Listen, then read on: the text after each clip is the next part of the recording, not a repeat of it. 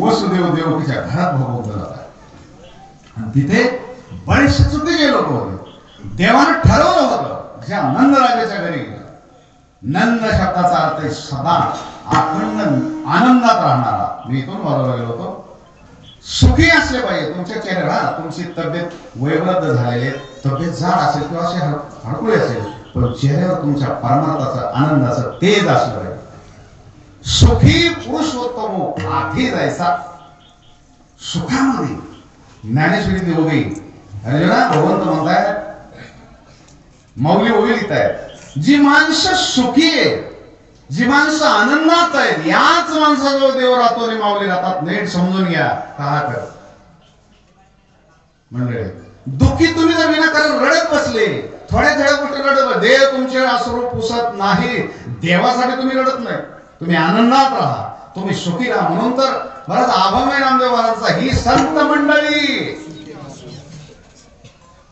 चिंताग्रस्त असो, पैशावाली असो, असे तब्येतवर असं नाही म्हणलं, सुखी असो, कुठल्याही जाती धर्मामध्ये तुम्ही जन्माला या, जी परिस्थिती असेल त्याच्यामध्ये आनंदात राहा, सुखानं राहा.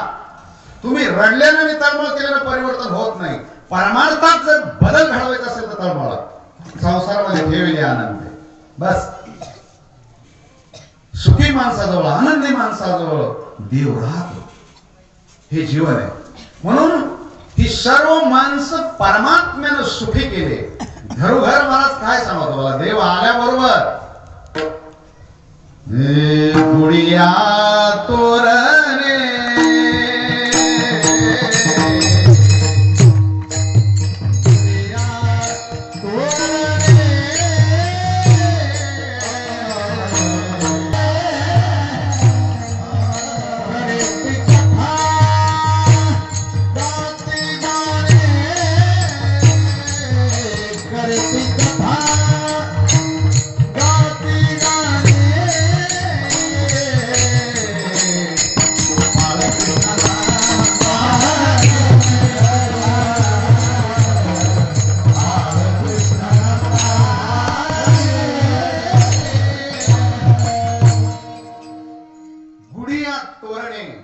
असे जसे दहिंडी बांधले तसे दारादाराला मला गुड्या उभवल्या, तोरण बांधलेत, आंब्याचे डहाळे वगैरे, फुलाचे हार दरवाजाला बांधलेत, रांगोळी घातलेले आहेत, घरामध्ये महिला नटून तटून पुरुष वगैरे गुढिया तोरणे करीती कथा गाती गाणे.